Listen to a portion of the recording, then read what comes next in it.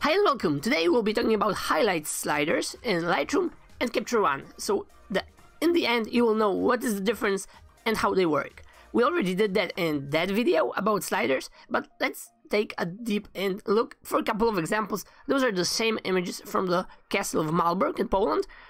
And let's see how it works, because many people tell me that, yeah, but those sliders work totally different. And I agree, but I don't care, because Capture One still is a lot faster for me. That's the one point. And on the second point, it's rather about if you're accustomed to something and this is just your regular stuff that you know by heart, and now you have to switch, learn a little bit new things, how the new software works. I don't see the issue. I can always deal with this, but let's see what are the differences. Okay, so we got two of our images, and this is the same thing. So let's go with shadows to 100 in Lightroom. That's it. And let's go with shadows here. Whoa, no, that's a difference, right? And it's totally black. Okay, but we are not talking about shadows. I wanted to show you highlights, especially because those are the highlight pictures. But this is just a fast example. Okay, highlights. Like, this made a lot of stuff brighter, okay, for the highlights only. And on the other hand, in Capture One, sorry, exposure, highlights. Like, nothing changes. Only here you can see the difference when I'm using the highlights slider for Capture One. So the conclusion, the highlights for Capture One are much more narrower for the histogram, for the brightest parts, than Lightroom. Lightroom is grabbing a lot more of the colors of the light spectrum in the image than Capture One. Is it bad or not? It's up to you. If you think that this is easier for you to do, that yeah, you probably can use Lightroom. I still prefer this because of totally different arguments, because I can always do this with shadows and get the same image. Like, it doesn't really matter in the end. It's what are you accustomed to, what do you prefer, and how is this for you. But let's move to other examples. Let's reset this. And let's go here. Okay, sky, like that's the... Did you see how much faster the image loaded in Capture One? This is just an example why I switched. Okay. This is our clipping mask, and here we have our exposure warning. Okay, this is a lot more right now. So everything, as you can see, is set to 0. And let's try to pick it up. Highlights to the left. Nice. Highlights to the left. Nice.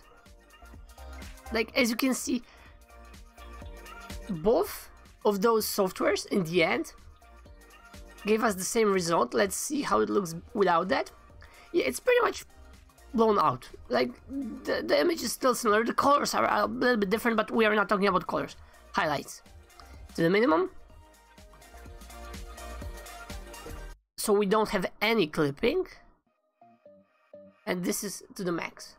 Exposure warning set for Capture One. Highlights to the max. It's a lot bigger area here. So we can say that, yeah, so how come? Because in the previous image, there was a lot smaller part for the highlights, but maybe this is how it works. Maybe the highlights are being blown out a lot more in Capture One, so we, in the end, have a bigger area that's clipping, and in Lightroom, we had smaller area that's clipping. And with this, well, we don't have any area that is clipping, and if we zoom in here to this flare, it is a little bit maybe better visible here, but we're not talking about details right now, we're just talking about highlights. I still think here we have a little bit less of those than here, but still, it works. Okay, another example. And just for the sake of the arguments, let's do shadows to the max, just to see what's the effect. Okay, this is brighter. If we can look on the histogram, it looks pretty much the same, I would say. Because this is the 75% of the histogram, right? We got the blue spectrum here, we got the blue here. But the green is visible here in two-thirds, I would say. And here we have in the 3/4 the green part. So it's brighter, you can see this of course here. Okay, but this is how it works. Let's get back to that. and see the whites slider. With whites, we can pretty much... Okay, this is something else. Still something is clipping with whites. With capture one, nothing is clipping. If we set the whites to 100, the area is even bigger than with highlights. And here the area was bigger with highlights. Or was it? It's pretty much almost the same. Maybe this is a little bit bigger, but it's pretty much working identically. I mean, the area is pretty much identical.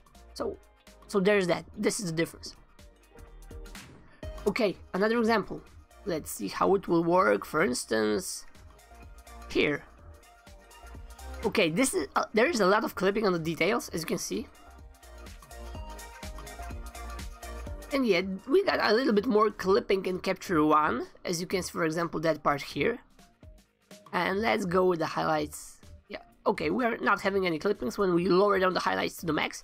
And if we set whites, we still got some clipping. Because highlights is the far part on the right side of the spectrum. Then we have whites, then we have shadows, and then we got blacks, right? So in the end, highlights will always work, whites not necessarily. Okay, so this is that. This was Lightroom and capture one, highlights. Works. Whites alone.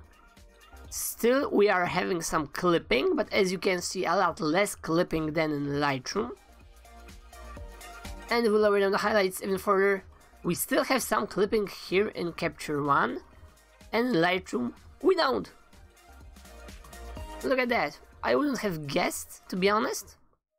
So there you have it. Not always, not perfect. Okay, the last example. Highlights to the minimum. Let's enable the clipping. Yeah. On the other hand, no clipping in capture one, clipping with highlights on Lightroom. If we lower down the whites, clipping in Lightroom.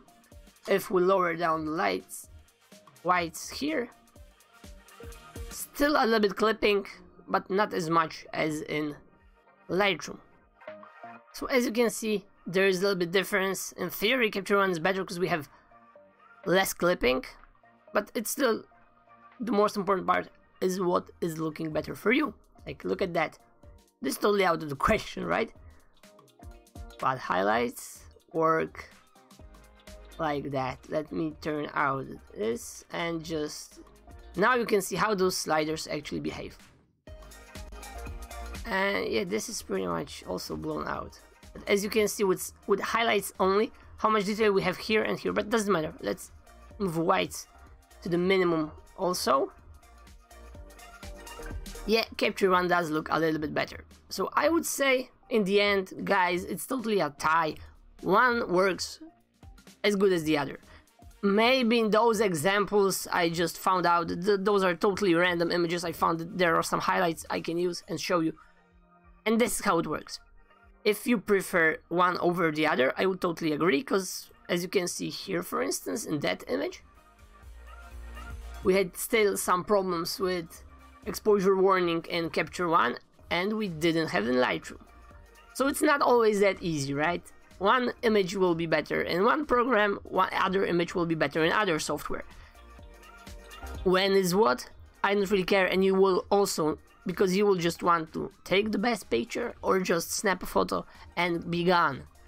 So this was just a short introduction that this is how shadows and highlights work in capture one and in Lightroom. This is just a comparison, so you will know that there are differences. And yeah, sometimes one will be over with the other one, but what will be the best? It's not that easy to say. I still choose capture one over because of performance issues, but this is something for you to decide, and I hope you liked it, hope you learned something. Now you know how the highlight sliders behave in both of those software, and that's it.